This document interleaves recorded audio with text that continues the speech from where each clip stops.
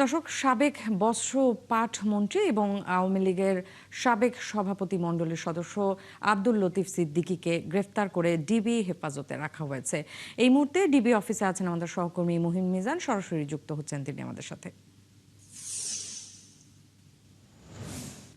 মহিম, একটু জানতে চাই আব্দুল লতিফ সিদ্দিকীকে কি অভিযোগে আসলে গ্রেফতার করা হলো, বা আগে কোনো মামলা ছিল কিনা, বিস্তারিত একটু আমাদেরকে জানাবেন।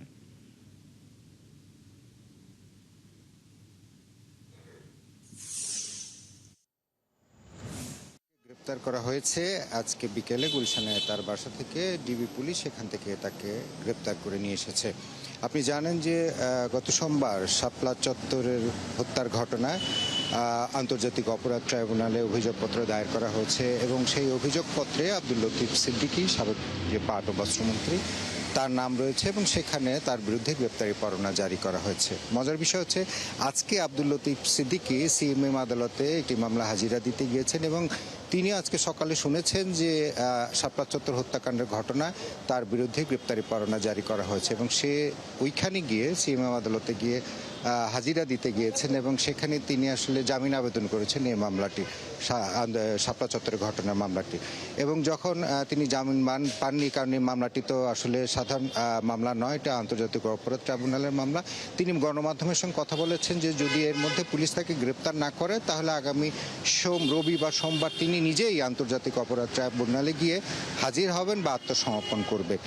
সেটি আসলে বিভিন্ন গণমাধ্যমে প্রকাশিত হয়েছে। তো এটি বলার পর আজকে বিকেলে ডিবি পুলিশ তার আত্মসমর্পণের অপেক্ষা করেনি। ডিবি পুলিশ আজকে বিকেলবেলা গিয়ে তার বাসা, গুলশানের বাসা থেকে তাকে গ্রেপ্তার করে নিয়ে আসে এবং ডিবি প্রধান শফিকুল ইসলাম তিনি আমাদেরকে নিশ্চিত করেছেন, হ্যাঁ, তাকে গ্রেপ্তার করা হয়েছে আব্দুল লতিফ সিদ্দিকীকে। যেহেতু এই মামলাটি আন্তর্জাতিক অপরাধ ট্রাইব্যুনালের মামলা, সেহেতু আসলে ডিবি পুলিশের এখানে বক্তব্য দেওয়ার মতো কোনো কিছু নেই।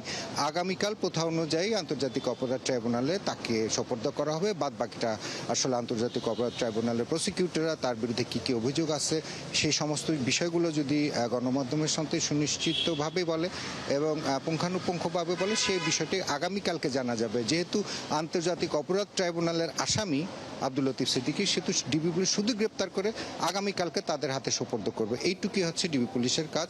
অন্যথায় ডিবি পুলিশের কোনো মামলা তাকে গ্রেপ্তার করা হয়নি। মামলার গ্রেপ্তার করা হচ্ছে আন্তর্জাতিক অপরাধ ট্রাইব্যুনালের শাপলা চত্বর হত্যাকাণ্ডের ঘটনায়। ন্যান্সি।